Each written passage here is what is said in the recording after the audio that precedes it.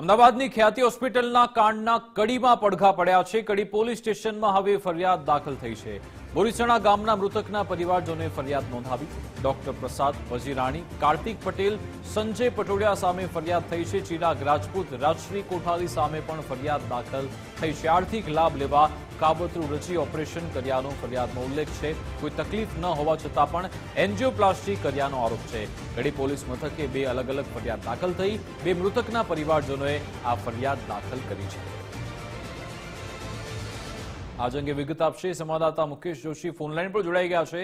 જે મુકેશ, જી ચોક્કસથી જે ખ્યાતિ હોસ્પિટલ ખાતે જે મોતનો મામલો જે છે એમાં હાલમાં કડી ખાતે જે ફરિયાદ છે જે નોંધવામાં આવ્યું છે, આ મામલે કડી પોલીસ સ્ટેશનમાં ફરિયાદ નોંધાઈ છે, જેમાં બોરીસણા ગામના મૃતક જે હતા બંને મૃતકના પુત્રોએ ખાસ ફરિયાદ નોંધાવી છે। બંને દર્દીને અલગ અલગ જે પોલીસ દ્વારા જે છે ફરિયાદ નોંધાઈ છે। એટલે કહી શકાય કે જે હવે ખ્યાતિ હોસ્પિટલમાં મોતના કાંડ બાદ હવે પોલીસ પણ આમાં જોતરાઈ છે અને ખાસ જે છે ડોક્ટર પ્રસાદ વજીરાની, કાર્તિક પટેલ, સંજય પટોડિયા, ચિરાગ રાજપૂત, રાજશ્રી કોઠારી એમ કુલ 5 જે ડોક્ટરના સત્તાધીશો અને ડોક્ટરો જે છે ખાસ હોસ્પિટલમાં એમની સામે ફરિયાદ નોંધાઈ છે। ફરિયાદમાં ખાસ આરોપીએ ભેગા મળી જે પીએમ જેવા યોજના જે છે એને ખોટો આર્થિક લાભ લેવા કાવતરું રચી મરણ જનારને કોઈ તકલીફ ન હોવા છતાં સ્ટેન્ડ મૂકી અને મોત નિપજાવ્યું પ્રકારનું ખાસ જે નોંધ કરવામાં આવી છે અને ખ્યાતિ હોસ્પિટલના ડોક્ટરોએ આર્થિક લાભ લેવા તકલીફ ન હોવા છતાં ખોટા ઓપરેશન કર્યા હોવાનો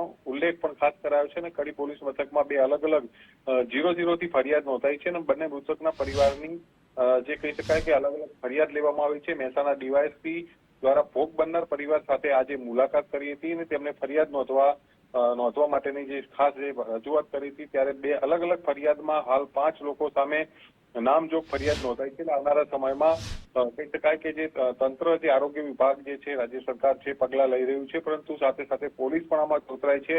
એટલે કહી શકાય કે જે ખ્યાતિ હોસ્પિટલ છે એમના ઉપર જે કહી શકાય કે કડક કાર્યવાહી થાય એ પ્રકારના હાલ તંત્ર દ્વારા પગલા જે લેવામાં આવી રહ્યા છે।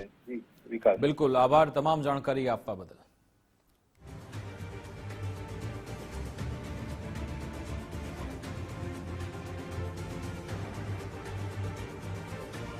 તો આ બધા એ જ આરોપીઓ છે કે જેમણે કોઈ જરૂરિયાત નથી છતાં પણ દર્દીઓનું ઓપરેશન કરી નાખ્યા, તેમની સાથે છેતરપિંડી કરી વિશ્વાસઘાત કર્યો અને હવે તેમની સામે ફરિયાદ દાખલ થઈ છે।